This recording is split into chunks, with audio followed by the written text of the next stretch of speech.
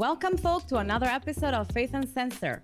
So we are here today with a very, very special guest. So we have Samuel Stone and Melody Stone, and we are very happy to have them. But before I hand it over to them, please don't forget to look for us. We are on Apple Podcasts, Spotify, Pandora. We are on Google Music.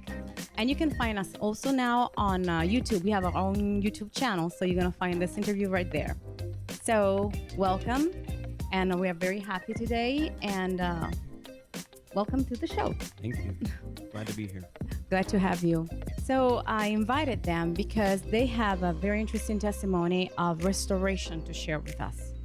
And I don't want to tell you much about it because they really have a heart for God and they have a heart for people. And so, Samuel, just tell us something about you and Melody. Let's see. Well, we met in July 2013, 7/7/2013. Mm-hmm. And 7 months later, we were married. Oh, wow. Praise God. That was quick.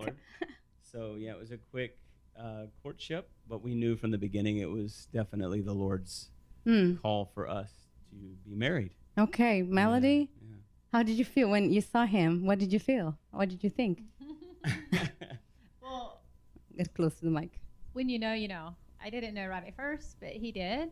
And God was just like really helpful to help me to see that he was the right person. Mm-hmm. Because I'd always wondered if you could meet the right person and know Yes. it. And when I met him, within a short amount of time, I knew. Ah, Yeah. Yeah. that's beautiful.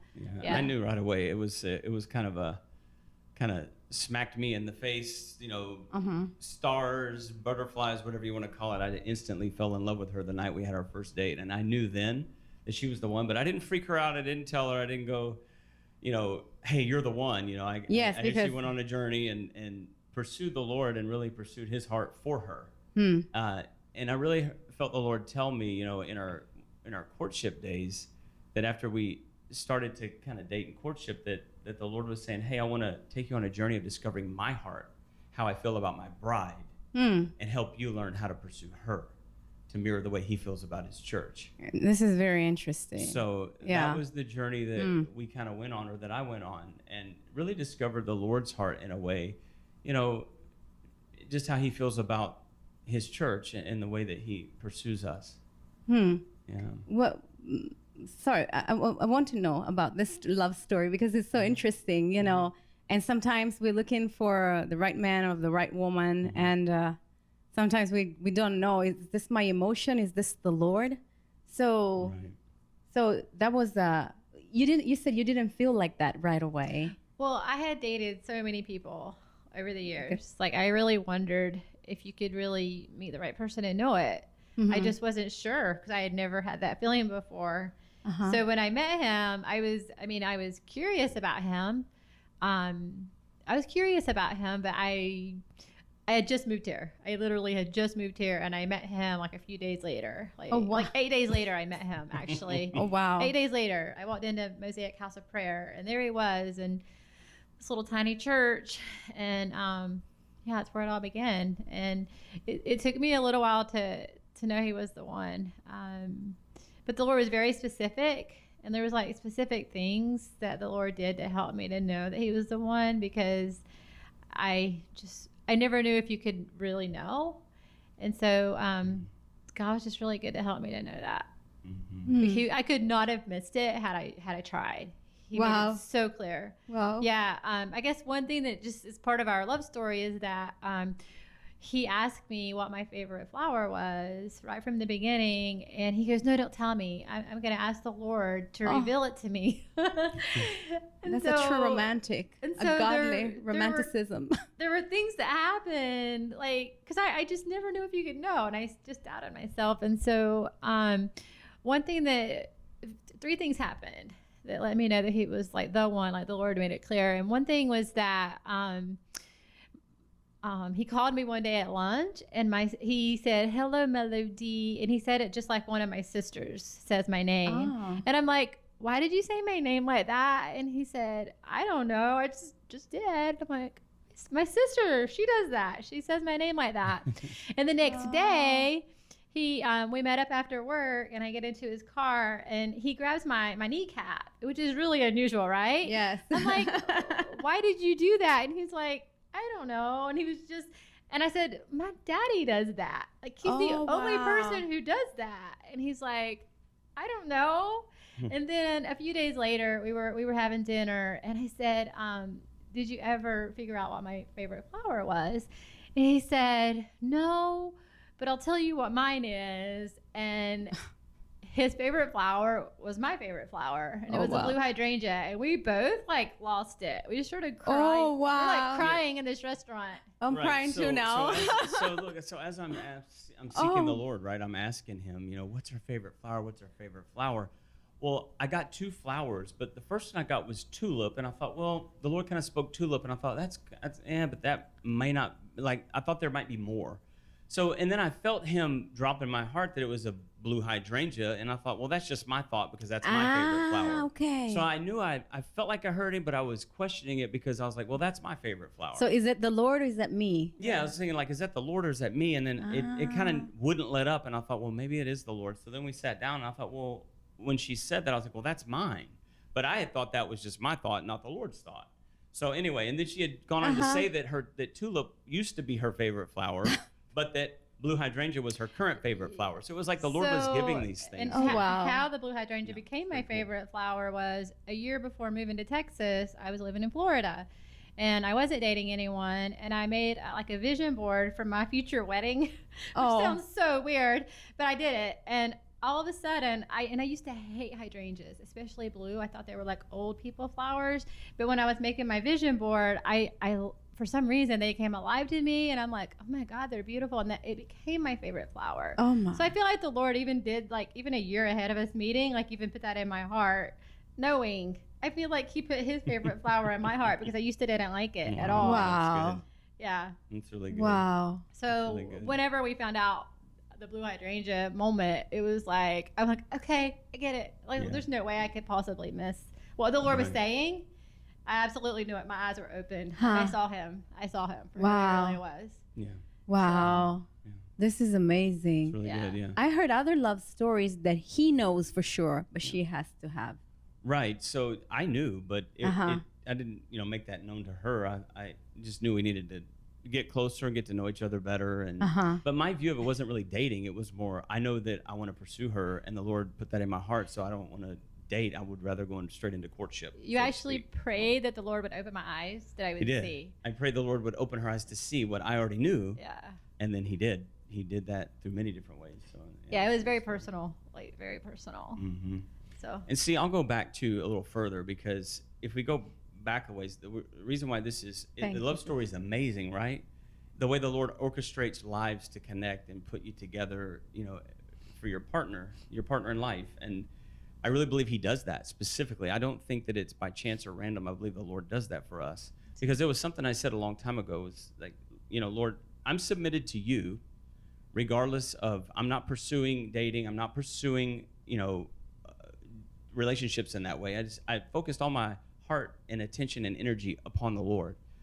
Gave Him all my heart and said, whatever You decide to do with my life is what You decide to do with it, but I'm going to just pursue You. Mm-hmm. If You have someone for me at some point, then you could bring her to me, or bring, I specifically actually prayed, like, bring her to me. Well, that's kind of what happened later on when she was uprooted from Orlando to Houston, and that's when we met. Yeah, because I did not want to leave, and I cried the entire trip to Texas. Yeah.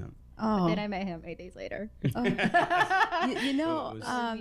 As we are talking, Melody, I feel from the Lord that the Lord has given you a voice. Mm. Amen. And though we were just talking a few minutes ago, and Samuel is more the talker, more the one who expresses more, and you are, you just more, maybe you are more introvert, different personality. Sure. I don't know you that well to say that, but maybe this is what I see with my human eyes. But I really feel that the Lord has given you a voice that you don't know yet. And it may be not in big speeches, maybe it's not going to be in many words, or maybe it's going to be a small word, but it's going to be very loud. It's going to bring a difference. So, I really felt this because as soon, I was really blessed when you share this about yourself, about the flower, about the how God was so personal. You know, he put his hand on your kneecap, and you instead of going, "Hey, you weirdo," you know, what are you doing? I met you 8 days ago. You know, you said, "Wow, my father does that," you know. And it's like you have so much to share that is going to bless people, you know, men and women alike, you know. It's really good. Just to be clear, my daddy used to squeeze my kneecap. Yeah, and I understood that it was an innocent gesture. It was just kind of playing, right? Yeah. Like, this is what you do when I play. Yeah, It was yeah. kind of a playful thing. Yeah. It was a sweet moment there. I was like, oh my gosh, my dad. Yeah. That's so good. I mean, this is a nice story, love story, and with all the love stories that we hear, we see on TV, and we hear. Well, I work a lot with children, so I hear a lot love stories from Disney, and that's not really how it works. You know, God has a person for us, and but also there's also a free will element. You know that. But, you know, if you trust God and we abandon our lives in pursuit of Him, you know, He's going to satisfy the desires of our hearts, even the ones that we don't really know we have, or we just put aside to pursue Him, you know. Sure. He's going to give us the desires of our heart. Absolutely, yeah. So beautiful. Tell us more. Tell me more. Well, you know, I'll go back some and share some personal things that led up to this moment, this time for us. I feel like it may be important here to share that. So, you know, before I came to know Christ, I mean, I was living a homosexual lifestyle. I was, you know, had the notion or the what's the word? Had the thought process or the belief system that I was born that way, that I could not change.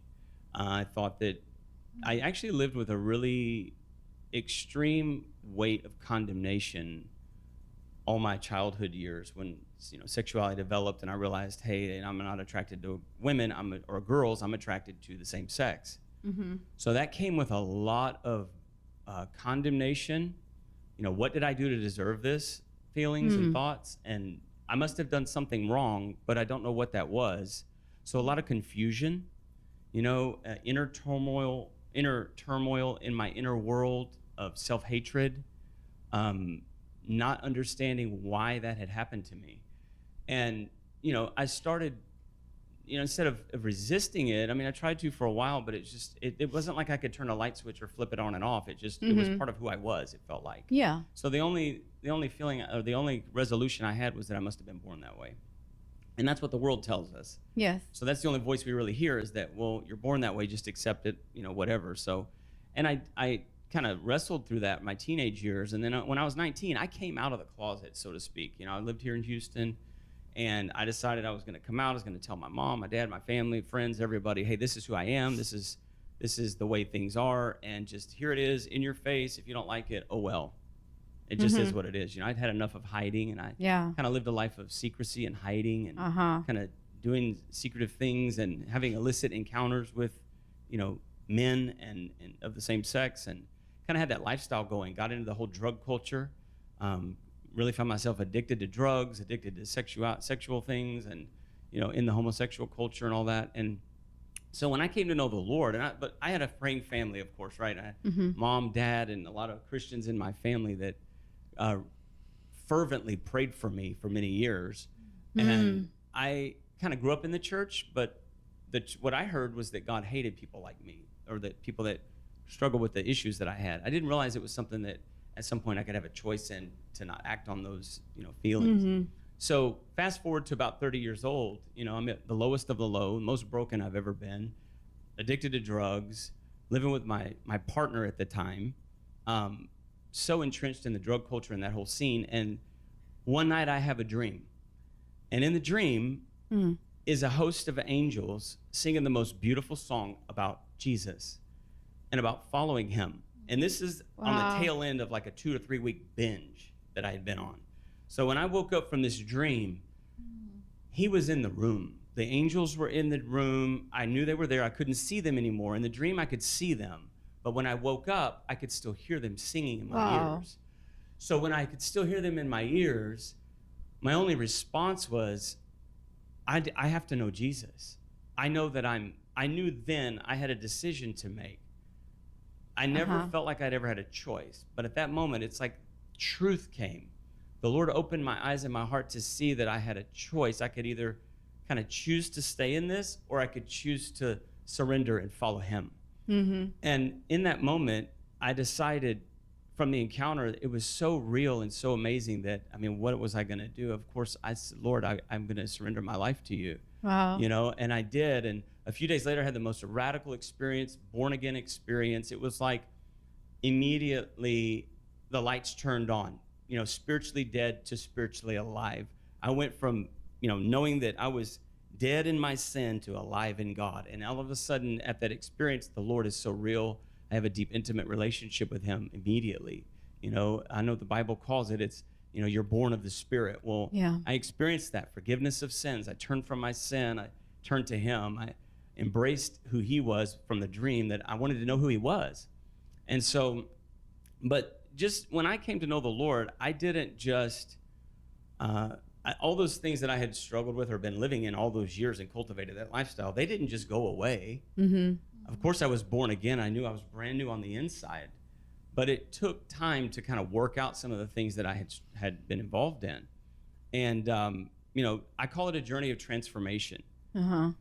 And it's very real. It starts at faith. And, you know, I was born again, but it took me a 10-year, maybe even 12-year process to walk out. Mm-hmm. And this is, I hope some people may hear this that have struggled with sinful behaviors or sinful things, that are walking with the Lord and have kind of thrown in the towel and said, it's too hard, I want to give up. Yeah. Because it's worth it, because he will see to us to the end, to a place of freedom, healing, and transformation. Wow. And it's a journey and it's a process. And my word would be, don't give up in the process too soon, because the Lord has a way to work out the root issues in our hearts and our lives that are causing these things. There's things that are there that are each individually packaged in everybody's life, I believe, that the Lord knows what those things are. He understands our struggle. People don't get it all the time, but I can tell you, the Lord himself, Jesus himself, the Father, he gets it. He understands it. He never turns his back on us, no matter what we're going through, or how hard it gets, or how many times we stumble and fall in sin. In our journey of becoming whole, he sees it and he gets it. Yeah. And he never turns his back on us. And I can tell you, I wrote the book on falling, failures, sins, in a very, I wouldn't call it a negative sense, because it all serves a purpose. But the Lord took me on a journey to really heal the root issues. And once that happened, I became really free from the things that had kind of bound me up in that sin for so long. You said the root my whole life. issue. I'd say root issues. Yeah, I mean, root issues were, for me, I had a spirit of rejection from the womb. That came later on, that the Lord revealed to me through the Father's heart experience, where I had the love of the Father, you know, experience with God's love as a Father, loving me and experiencing his love as a Father, that revealed a deep root of rejection that came from the womb. Wow. So, you know, I'm going to touch on this subject because I think it's important right now. I had an experience where I was in a week-long Father Heart Ministry week, and the concept of God loving me as a father was new to me. And he was revealing himself to me as a father, and the process had started in that direction. So during this teaching, they were teaching about the love deficit, how you're born with a love deficit, and people in your life, whether that's mother, father, friend, brother, sister, whoever, they only love us. We can only love others to the degree that we can love others. It's not that people are to blame for their lack of love, but we have a love deficit, because truly no one can meet the need for love in our hearts and our lives except for the Father himself. Amen. So no matter how people may love us, it's not ever going to be enough to the degree that we need the love that only he has. Yeah. So that revelation came, and they were teaching on the love deficit. And the Lord spoke to me during the ministry time after the teaching, and he said, I'm going to make up for you the love deficit that you've had all your life. Wow. And I said, okay. I said, what does that look like, Father? And he said, I want you to name each age out loud. And I said, okay. I said, age 1. And this is kind of silently in the kind of in the meeting, right? During the ministry time. And I'm in the back of one of the seats, and I say age 1. And he says, and then I feel the love of the Father come over me like a wave, and then his love pour into my heart. And it's kind of like almost like a bath of love. Yeah. And that was age 1. And then I said, age 2, the same thing happens again. And age 3, and each time I name each age, it's increasing with intensity and weightiness of his presence, because his love is tangible. Mm-hmm. It's not a mental assent or something we can interpret mentally. It's an experience. So as I'm experiencing the love of the Father at each age, I get all the way up to age 39, because I was 39 at the time. And right after I say age 39, the Holy Spirit speaks to me again, and he says, "You forgot the womb." Oh, wow. Right when he said that, I go into an experience of being in the womb, in the chair. My feet, my hands, and everything on their own go into a fetal position. And it's like I'm sitting in weightless air, but I'm in the chair, and my legs go up in a fetal position, my arms, and I feel like I'm swimming in liquid love. Wow. It was the most amazing feeling of love all around me, all within me, everywhere. And I have my eyes closed, and I can see, it looks like outer space, and I can see, but it had little sparkly lights everywhere, almost like glory, like stars, but yet glory sparkles in the outer space, like blackish environment. And I guess that meant that I was in the womb. So I see these hands coming from a distance, and they're out in the distance, but then the hands get closer and closer, and I feel the hands in my belly, like in my inner man, and I realize that he's weaving in my inner person. His hands are creating wow. me. Yeah. And I could feel it. And it's knitting you. He's knitting me in the womb. And it's out of Psalm 139. It says that, I knit you together in your mother's womb. It's real. It's what he did. So in this experience, wow, when that stops, he says, I'm the one who created you. I'm the one who put you here. I'm the one who gave you life, and I give you the right to live. Now live. And when he said live, it was like a hold of rejection just broke off immediately. And I didn't realize I had been carrying a spirit of rejection all my life from the womb. Wow. So later on, after this experience, I know I'm different. I'm free. I'm walking in a different airiness about my whole existence, right? I feel like I belong.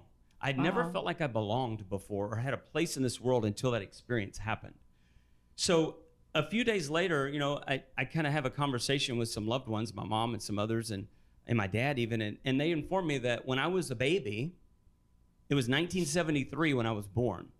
Abortion had just become legal. I was the last of 5 children, and my sister closest to me was 11 years older than me. So they didn't want any more children. I see. So they thought they were done, but God had other plans. So, but they had a real wrestle with that and really struggled with having another child. So they contemplated having an abortion. And they said that, hey, my mom, even voiced that she cried for the first 6-7 months of the pregnancy because she didn't want any more children. Yes. And so there was a spirit of rejection that came in from the womb. So that day, though, the Lord really revealed to me through an experience that it's not by mom or dad's will, it's not by any person's will that you're alive or that I have life, that I gave you life. It's because of my will. Amen. So it's a different perception through an experience that really broke that off of my life, where that was just one place where he freed me, to have a revelation of his love for me. And not only in the process of revealing his love for me, but broke off a spirit of rejection that had been with me my whole life. Wow. So fantastic. Yeah, it's phenomenal. Wow. So, it's amazing. that was about 6 months before I met Melody. That was in February of 2013. We meet in July that same year. So, that happened. And then some other areas that he worked out, some of the root issues, I would say had to do with later on uncovering roots of sexual abuse that I didn't even know had happened. Wow. Until later on, after these experiences of the Father's love pouring in, into my heart that then things began to kind of unravel. And he began to uncover to me that there was a little boy broken inside who was longing for a daddy. That was the very deepest root issue that were driving homosexual same-sex attraction desires. Was the little boy needed attention. The little boy was walled off inside that needed attention to deal with what had happened and feel it and grieve it and process it, uncover it. And when those things get healed, the attractions and the besetting sins kind of leave with it. Wow. So a true process of transformation can take place, or takes place for me, is that's the way he worked that out in my life. So, and there's another story about there's like 3 major root issues. The third one would be forgiveness from the heart towards people who have harmed or hurt, that hurt me. And that was revealed through one of the other ministry times at the Father Heart Week that I was in. And it was uncovered that I needed to write a letter to mom and dad, ask for forgiveness, forgive them from my heart. And so when that was presented to me, I thought, well, the Lord told me I needed to forgive them. And I thought, well, I already have. He said, no, you haven't. You've forgiven them from your mind, but you really haven't forgiven them from your heart. So for me, it was taking account of the wrongs or the things that were done, but also the things that were not done. Because sometimes it's what you didn't get, or the things that were neglected versus the things that were actually done to you. Yes. A lot of times it's things that you just didn't get. And so I was looking to them to get something from them that they could never give me. So when that was revealed to me, I was able to release them from my heart and just release them in freedom. From that experience, the love of the Father came pouring into my heart, where I laid on the floor in that meeting for a good hour to almost 2 hours probably, as the love of the Father's pouring in to my heart, and all the junk is kind of coming out at the same time. Snot, sweat, and tears pouring out while I'm on the floor, and the fire of God's love pouring in as this stuff's coming out. And during that process on the floor, I saw a movie screen from each age of the little boy, of all these different places in life where I had been wounded or not loved or not taken care of and things. And the Lord began to show me he was there at every one of those places in my life, like a movie screen. And so I came up from that experience and that encounter just a completely different person. Wow. And I knew that I had been, from the love of the Father, began a transformation process that had now freed me from those sins, that I could now walk in freedom. So, and that's where it leads to us meeting, 6 months after this experience. Wow. So fantastic. Yeah. I'm like, thank you, Lord. Thank you, Father. Thank you, Father. Thank you, Father. It doesn't keep our count of our sins, and it doesn't accuse us. No. What about you? Care to share something before meeting him? So you said you dated a lot. How you were saying, was that a problem when you met him? So we have similar backgrounds, even though our stories are very different. Just from the age of 6, I grew up because of a situation that had happened with another girl who was just a little bit older than me. I actually grew up thinking that I was gay, even though I was very attracted to boys. And I actually, so I grew up from the age of 6 thinking that about myself. And then I would go to church, just like he said. I would hear, God hates people who are gay. So I'm like, well, he must hate me. So I felt the same way. And then all through elementary school, I liked boys a lot. They didn't usually like me back. And then I didn't quite fit in with the girls. So I actually had, I think I tried to overcompensate for what I was feeling inside. So when I got a little bit older and I started dating and stuff, I was looking for confirmation, affirmation of who I was, for my identity. And I actually ended up in a relationship for 6 years. And I thought during that time, okay, I'm okay. It kind of validated who I was. And for those 6 years, I was safe in that relationship, and I was okay. What I thought about myself really wasn't true, right? And then that relationship ended when I was 25 years old. And it was totally the Lord, but man, it was scary, because my first thoughts were, okay, well, what if what I really think about myself is true? And so the Lord started a process, and for me, I remember one guy I dated, he broke down one night and he was telling me about how he was molested by his uncle. And that night, and I want to say I was probably like 27 at the time, and it was probably 1998, something like that. And he broke down that night and he told me his experience. And so for the very first time in my entire life, I told him what happened with me when I was 6 years old. And I remember leaving his house that night, and I remembered wanting to just crash my car into like a truck, anything. Like I didn't want to live. And I remember going to my friend Wendy's house, and I told her what happened. She was the second person I told. She was like my like best friend, like from church. So she was amazing. And that was like the Lord like cracking. I felt like he pried that door open with a crowbar, you know, like it was hard to get it out. And then I remember I started sharing what happened. I shared it at a women's ministry, and there was a family there at the women's ministry, and the daughter had been being molested by her father. And her mom was there, and she saw the look on her daughter's face. So it was kind of like even sharing my story then freed this girl from what was happening to her at the time in dark, like nobody knew. So just fast forward a lot, like I ended up moving to Florida, and the Lord knew. I never told anybody, like I told them what happened to me, but I never told them what I thought about myself, like as far as actually being gay. I just told them what happened to me. Yeah. So when I moved to Florida, 2002, the Lord just set me up. I was 500 miles from my family, and I had a roommate from my church, and the Lord just exposed what was in my heart. And it was just an incredible story. Without telling the whole story, the Lord like allowed me to actually get those words out of my mouth about what I thought about myself. And he actually took me back into the memory of what had happened. And he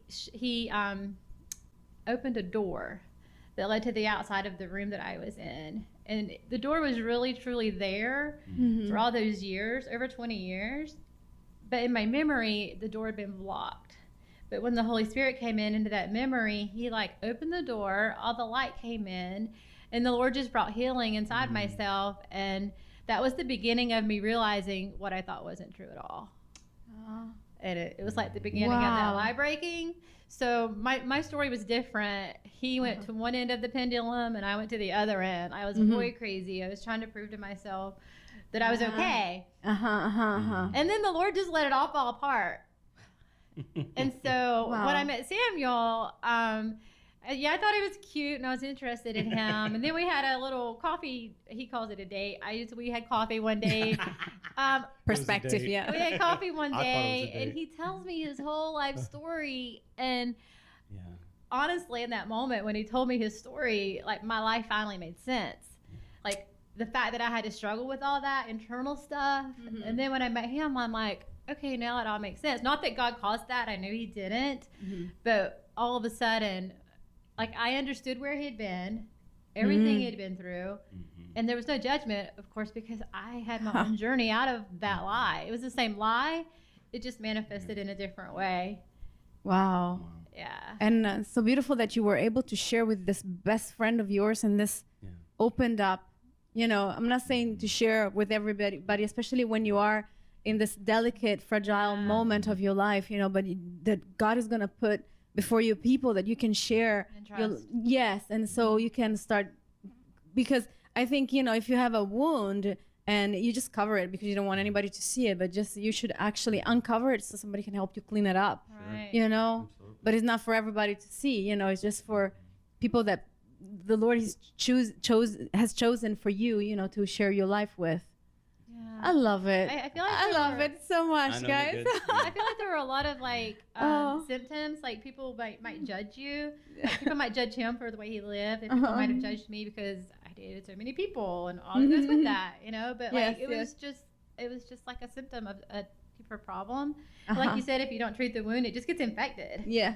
And so anyway, there's a lot of shame that the devil wants to put on us, the shame. Oh, you did a lot of guys. Oh, you had a relationship with men, or shame. So you have to cover it up so the shame doesn't come out. Oh my goodness, I have to share this. Go ahead. So Come closer to the mic. Yeah. So I had an experience. I was at a church. I think it was like 2000, and I knew the Lord was going to visit me. I felt it. I knew He was just going to visit me. I didn't know how.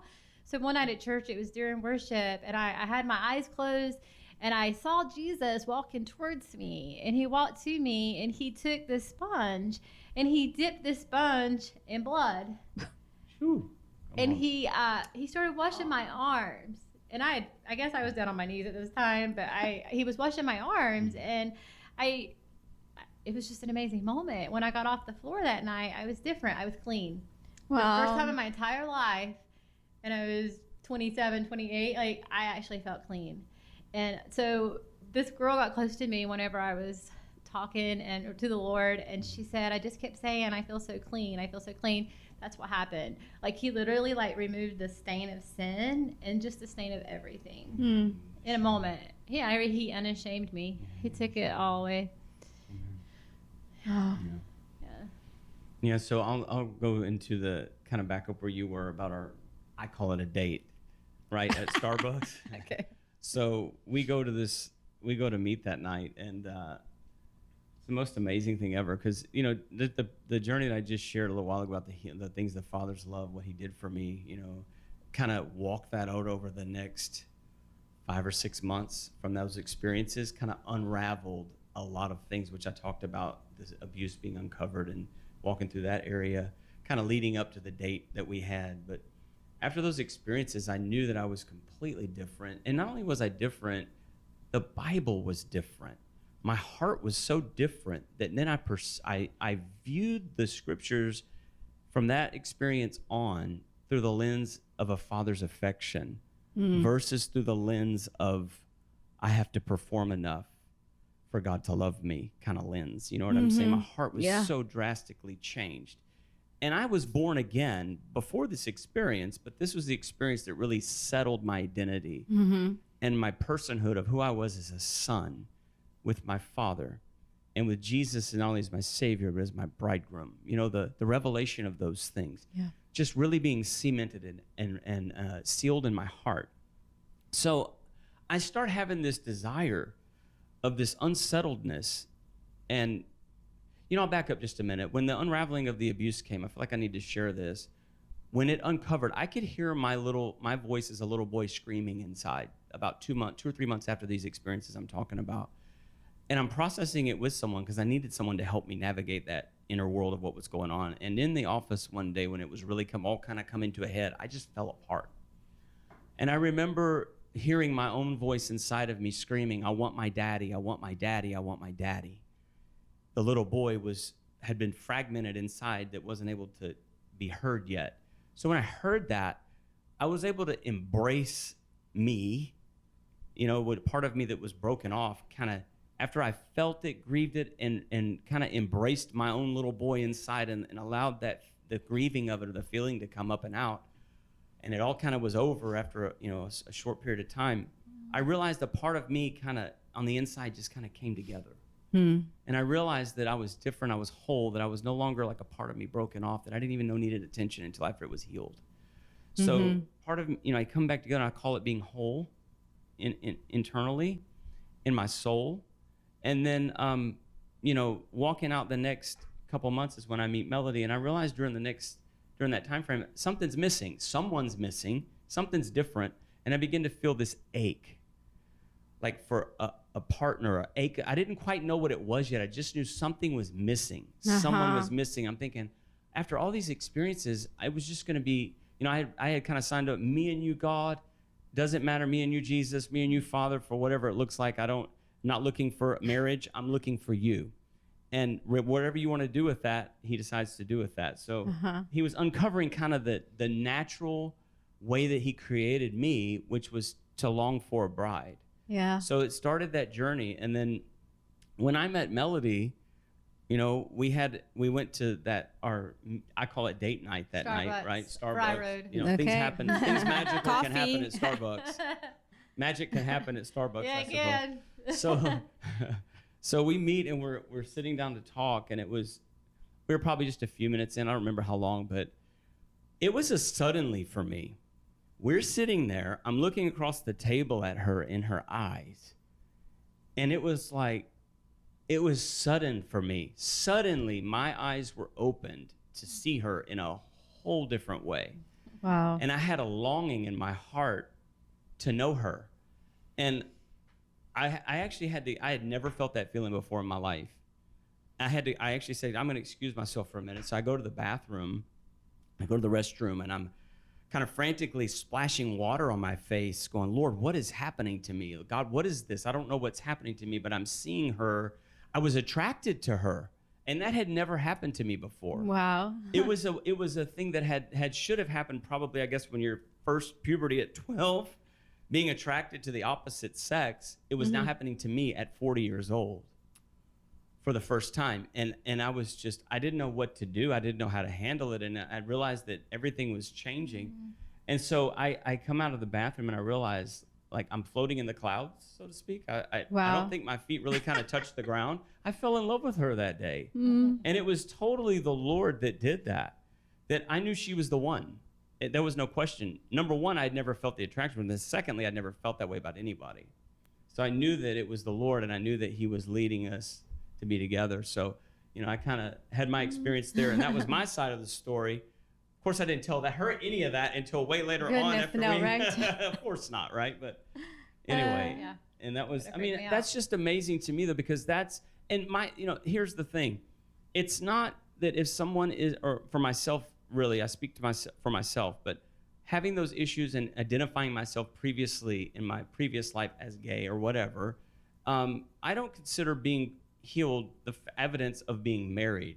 I consider healing or transformation submission to Jesus in every area of my life, and as he works out the areas that need to be worked out, more freedom comes. Yeah. But it's not the evidence of a transformed life being married. Yes. That's not the evidence. The evidence is a transformed heart. Yeah. Right? So but what he did in my life was that he brought me my wife. And had he not taken me on that other part of that journey before meeting her, I would not have been ready for that. I feel like the Lord settled that internal wondering, the internal question mark, which is what I felt like. All my life I felt like I had this big question mark because I didn't know who I was.